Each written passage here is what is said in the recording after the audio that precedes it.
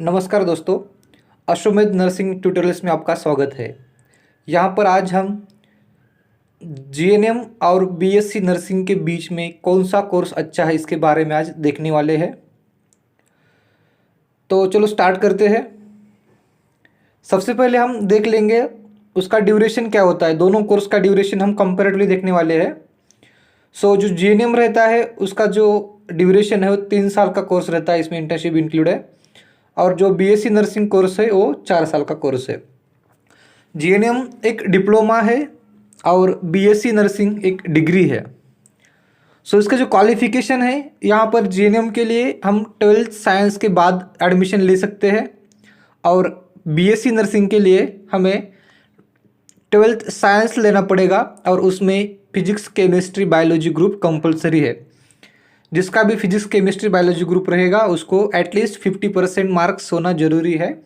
और उसमें वो भी कास्ट के लिए थोड़ा सा रिलैक्सेशन दिया है, लेकिन ओपन के लिए 50% मार्क्स चाहिए, तीनों का ग्रुपिंग उतना चाहिए।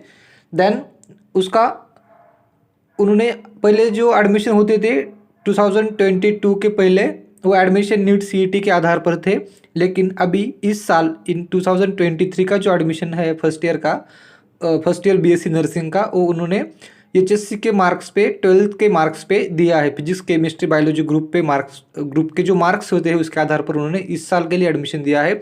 अगले साल के लिए ये सिनेरियो या क्राइटेरिया चेंज होने वाला है, लेकिन फिलहाल तो वही है।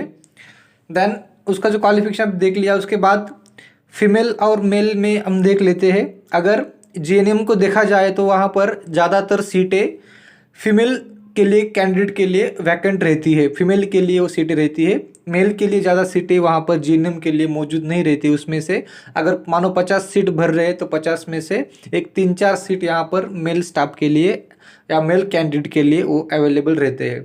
और अगर बीएससी नर्सिंग का देखा जाए तो बीएससी नर्सिंग में मेल के लिए एटलीस्ट इन 50, अगर 50 सीट भर रहे तो एक 13-14 सीट यहाँ पर मेल कैंडिडेट के लिए रहते हैं या मेल कैंडिडेट एडमिशन ले सकते हैं।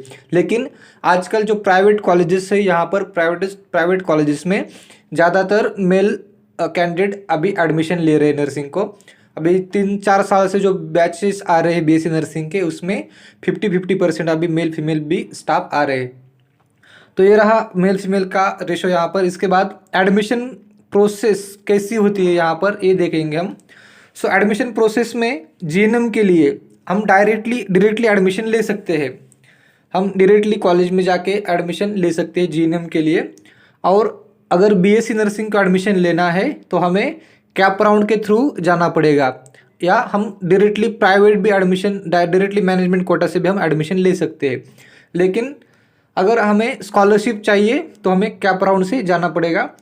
इसके लिए जो कि 12 के मार्क्स होते हैं या नीट सीईटी के मार्क्स होते हैं, इसके आधार पर एक मेरिट लिस्ट लगाई जाती है। और मेरिट लिस्ट लगाने के बाद हमको यहाँ पर कॉलेजेस के प्रेफरेंस फिल करने के लिए वक्त दिया जाता है। उसमें हम कॉलेज के नाम या लिस्ट क्या कॉलेज कोड डाल के हम क्या करते हैं, हमारा प्रेफरेंस फिल करते हैं। उसके बाद कुछ दिनों के बाद 2-3 दिन के बाद जो हमारा सीईटी सेल है या कॉमन एंट्रेंस एग्जाम सेल है, वो क्या करता है, जो मेरिट लिस्ट लगाता है कैंडिडेट की, मेरिट लिस्ट लगाने के बाद एज पर उनका जो चॉइस है, प्रेफरेंस है, उसके आधार पर उनको सीट देते हैं। अगर एक बार हमें किसी कॉलेज का नाम डाल दिया प्रेफरेंस फॉर्म में, उस कॉलेज को हमारा नंबर लग जाता है, तो हमें क्या करना है, उसी कॉलेज में जाके, जिस कॉलेज में नंबर लगा है उसमें जाके एडमिशन लेना है। जो प्रोसेस है डॉक्यूमेंटेशन की, प्रोसेस प्रक्रिया पूरी करने के बाद एडमिशन लेना है वहाँ पर जाके। अगर आपको वो कॉलेज नहीं चाहिए, दूसरा कॉलेज चाहिए, दूसरा प्रेफरेंस चाहिए आपको, तो आपको वहाँ पर जाके रिटेंशन फॉर्म जो रहता है, स्टेटस रिटेंशन फॉर्म जो एडमिशन रिटेंशन करता है, वो फॉर्म फिल नहीं करना है, उसको पेंडिंग रखना है। अगर आपने वहाँ जाके सब डॉक्यूमेंट्स दे दिए, उसका फीस कंप्लीट किया और उसके बाद स्टेटस रिटेंशन फॉर्म फिल किया, तो आपका वहाँ पर एडमिशन कन्फर्म हो जाता है। अगर आपको एडमिशन नहीं चाहिए तो वहाँ पर जाके स्टेटस रिटेंशन फॉर्म फिल नहीं करना है। तो ये रही बीएससी नर्सिंग के लिए एडमिशन प्रोसेस। उसके बाद अगर आपको सेकंड थर्ड राउंड के लिए देखना है तो हमें क्या करना है, रिटेंशन फॉर्म नहीं भरना है और उसके बाद सेकंड थर्ड राउंड के लिए ऑटोमेटिकली आपको काउंट किया जाएगा। अगर आप रिटेंशन फॉर्म भरते हैं तो आगे काउंट नहीं किया जाएगा। तो ये रही एडमिशन प्रोसेस। उसके बाद फीस स्ट्रक्चर क्या रहता है, बहुत ही महत्वपूर्ण यहाँ पर एक टॉपिक है यहाँ का फीस स्ट्रक्चर। और फीस स्ट्रक्चर में अगर हम जीएनएम को देखा जाए तो 60,000 to 90,000 के आसपास उसका फीस है जीएनएम का।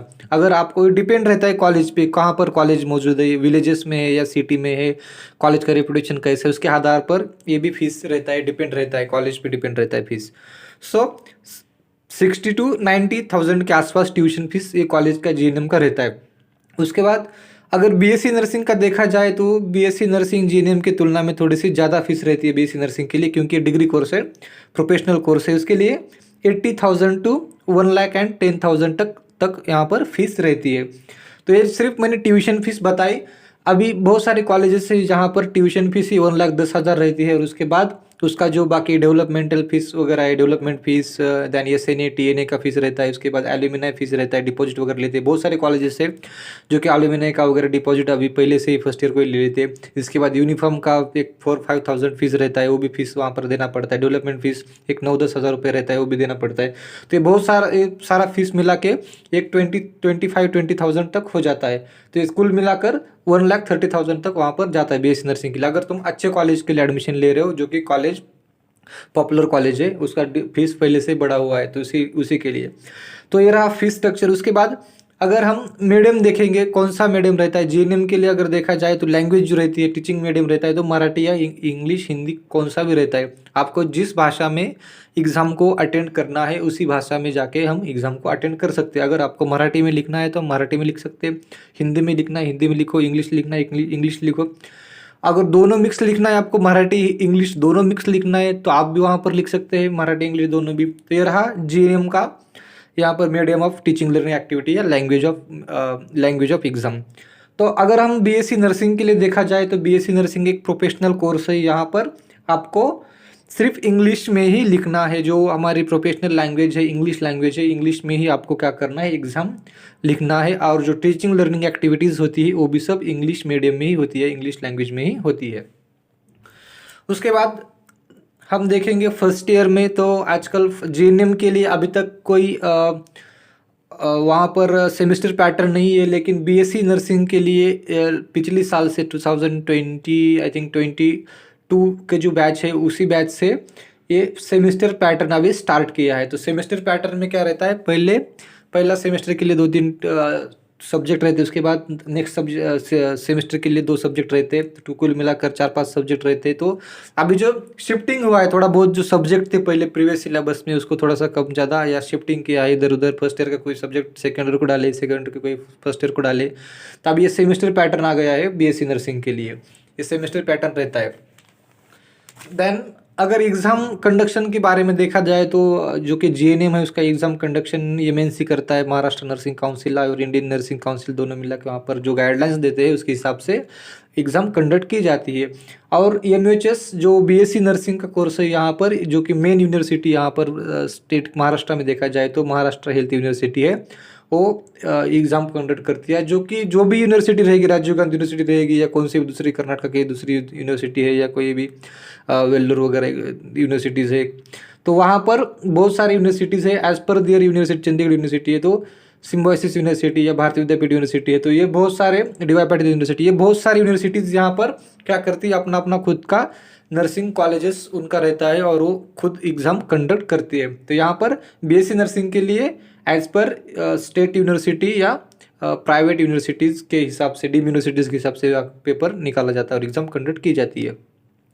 देन जॉब वैकेंसी के बारे में देखा जाए तो अगर जॉब वैकेंसी देखें तो जीएनएम के लिए और बीएससी नर्सिंग के लिए मोस्ट ऑफ तो जॉब सेम ही रहते हैं, लेकिन थोड़ा सा पेमेंट का उधर उधर रहता है।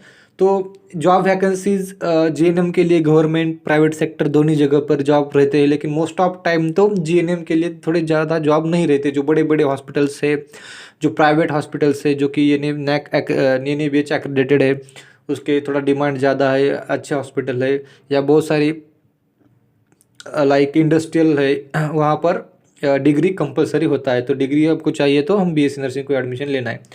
देन जॉब वैकेंसी अगर देखा जाए बीएससी नर्सिंग का, तो बीएससी नर्सिंग के लिए जो कि डिग्री कोर्स है उसके लिए बहुत सारे जॉब वैकेंसीज अवेलेबल है। अगर आप अब्रॉड को जाना चाहोगे तो आप अब्रॉड भी जा सकते हो, ढेर सारी वहाँ पर सैलरी मिलती है। तो आजकल बहुत सारे जो इंडियन नर्सेस है वो यहाँ पर इंडिया में नर्सिंग कोर्स कंप्लीट करते हैं बीएससी नर्सिंग, उसके बाद OAT या IELTS का एग्ज़ाम पास करके एग्ज़ाम पास होके वहाँ पर क्वालिफाई होकर अब्रॉड को जाते हैं, बहुत सारे आजकल जाते हैं। तो वहाँ पर भी जॉब वैकेंसीज अच्छी है। या इंडिया में अगर देखा जाए तो सेंट्रल गवर्नमेंट में एम्स या रेलवे या ESIC बहुत सारे यहाँ पर जॉब रहती है। आर्मी में देखा जाए तो वहाँ पर भी जॉब मौजूद है बहुत सारे, या स्टेट गवर्नमेंट में भी बहुत सारी, या CHO में देखा जाए तो वहाँ पर भी बहुत सारे जॉब, वहाँ पर गवर्नमेंट जॉब रहते हैं। और प्राइवेट में करना है तो प्राइवेट में तो बहुत सारे जॉब, कहाँ भी किसी भी गली में जाए वहाँ पर हॉस्पिटल रहता है, वहाँ पर हम जाके काम कर सकते हैं। या किसी भी कॉलेजेस में हम टीचिंग कर सकते हैं पोस्ट ग्रेजुएशन करके, या सेम BSc नर्सिंग पे हम जाके टीचिंग कर सकते हैं।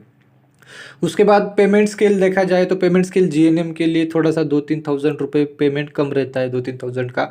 अगर BSc नर्सिंग देखा जाए तो BSc नर्सिंग के लिए पेमेंट थोड़ा सा ज़्यादा रहता है। GNM के लिए अगर हम प्राइवेट में जॉब कर रहे हैं तो इन महाराष्ट्र अभी देखा जाए पूना में, तो फिलहाल जो प्राइवेट हॉस्पिटल्स है वहाँ पर पेमेंट जो रहती है वो जो स्टार्टिंग है उसका पेमेंट का, वो पेमेंट साधारणतः 18,000 to 20,000 तक वहाँ पर प्राइवेट हॉस्पिटल में ही। अगर गवर्नमेंट को आप लगते हैं तो गवर्नमेंट 35-45 से स्टार्ट होता है।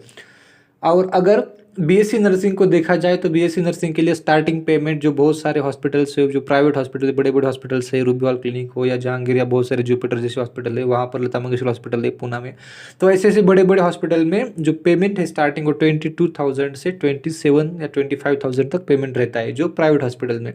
अगर गवर्नमेंट को देखा जाए तो फिर 35-45 के बीच में ही पेमेंट स्टार्टिंग पेमेंट रहता है। सेंट्रल गवर्नमेंट है तो 75-65 से ज़्यादा रहता है।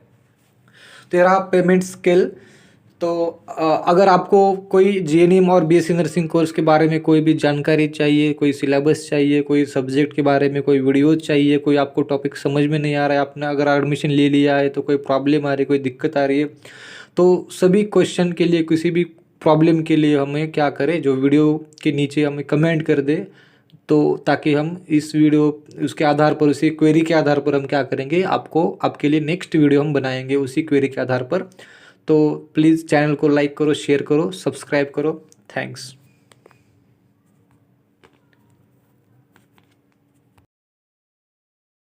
नमस्कार दोस्तों, अश्वमेध नर्सिंग ट्यूटोरियल्स में आपका